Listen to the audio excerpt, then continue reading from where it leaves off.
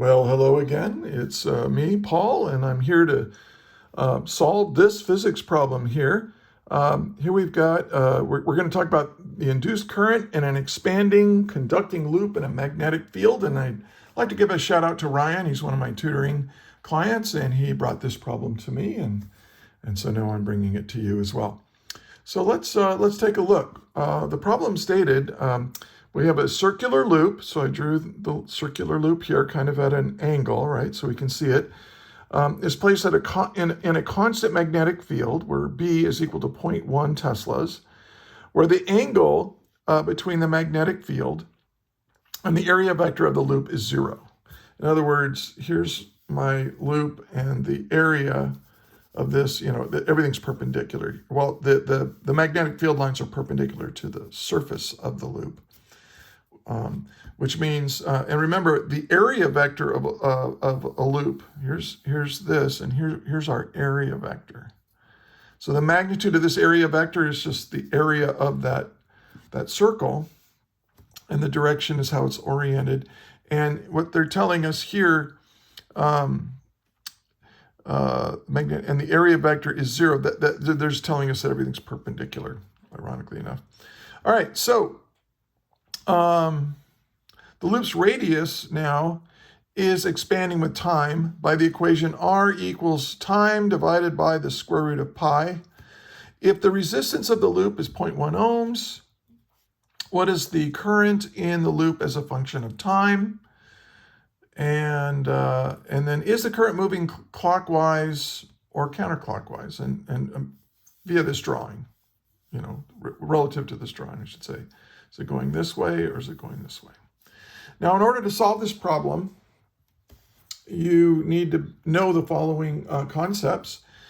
You need to understand how to use Ohm's law. You also need to use Faraday's law, and you need to be able to calculate magnetic flux. So make sure you're familiar with these topics before you attempt this problem. Go ahead and give it a shot before watching the rest of this video. Now, I'd like to start with what we're trying to find. And so we're trying to find current. So I need an equation with current in it. But notice we were given resistance.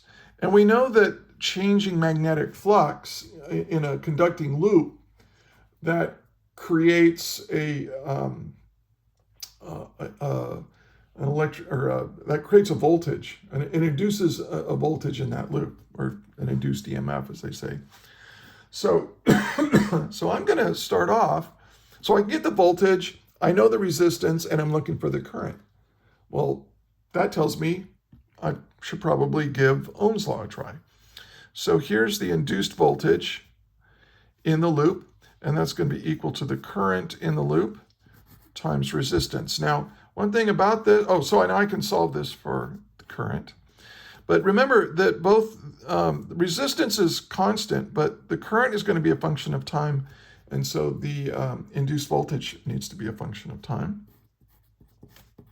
So I'll put that in there.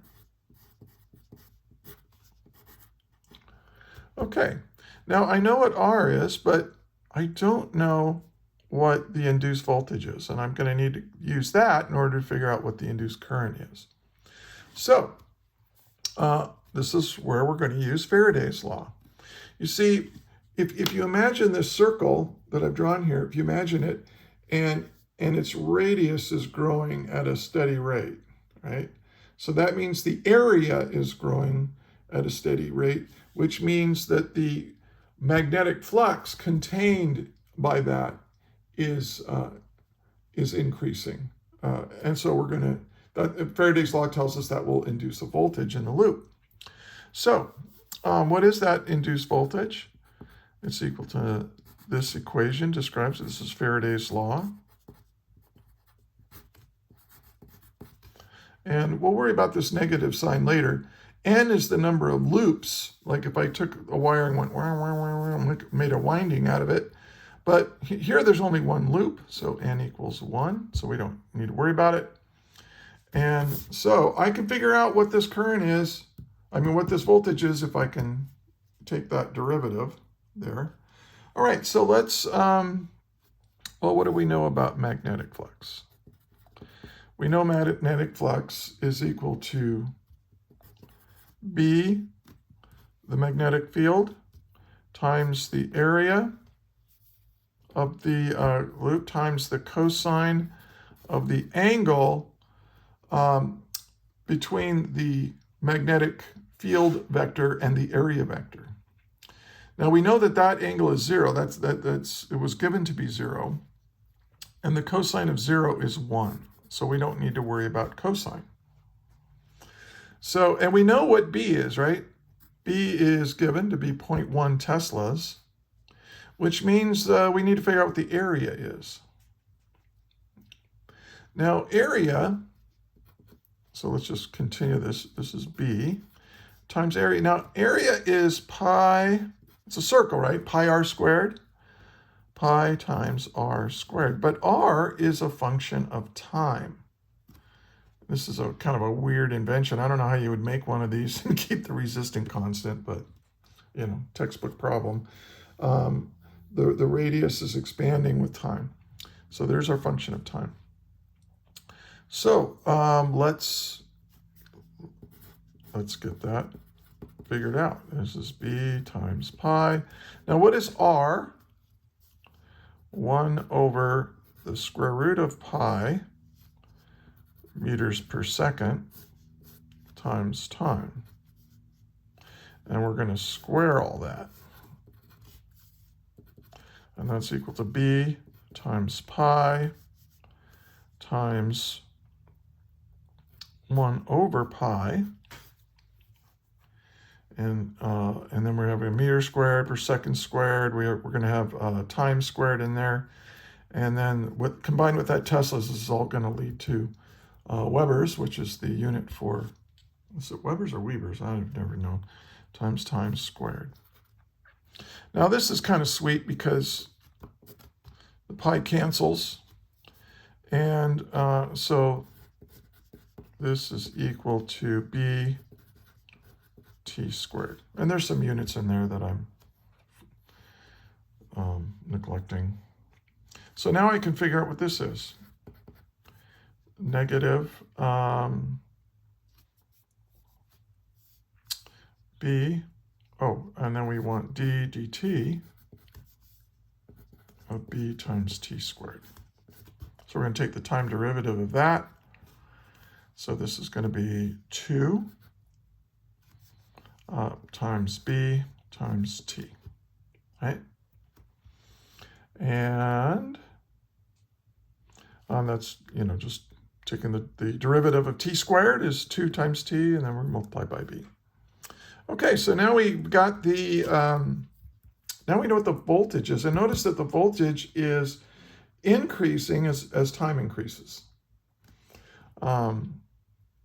So now we can plug that in here.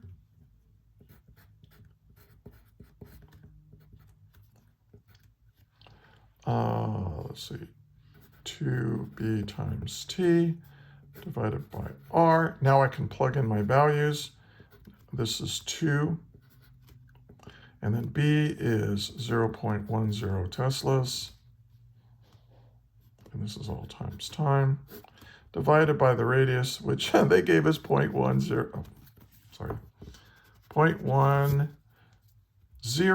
ohms.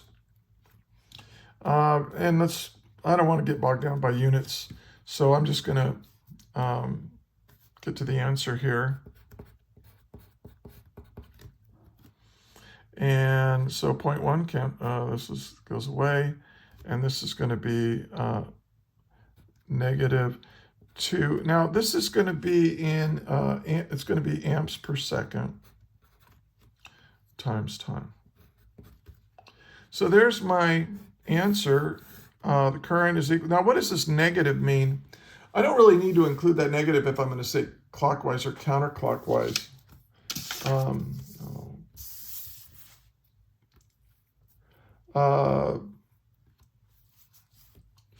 I'm just going to use Lenz's law, which I should have included in my list of prereqs.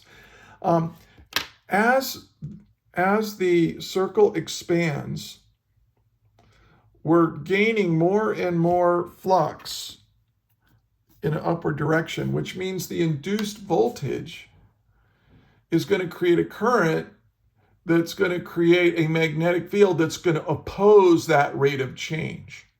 So since we're getting more and more and more flux in an upward direction, this current is going to create flux inside the loop in a downward direction. And if you use the right-hand rule for circulating current, you fingers to make my thumb go down, which is the direction of the magnetic field. I'm going to grab that, and that's going to go down. So I want my current to be clockwise. So alternative to this, you can say the current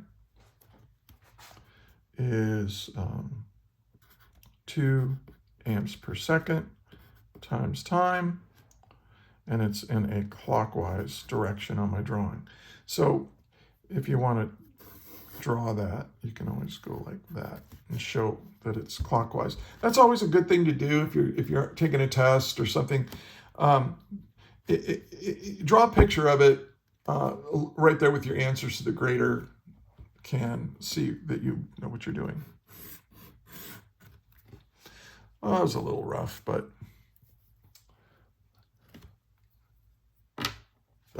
hey.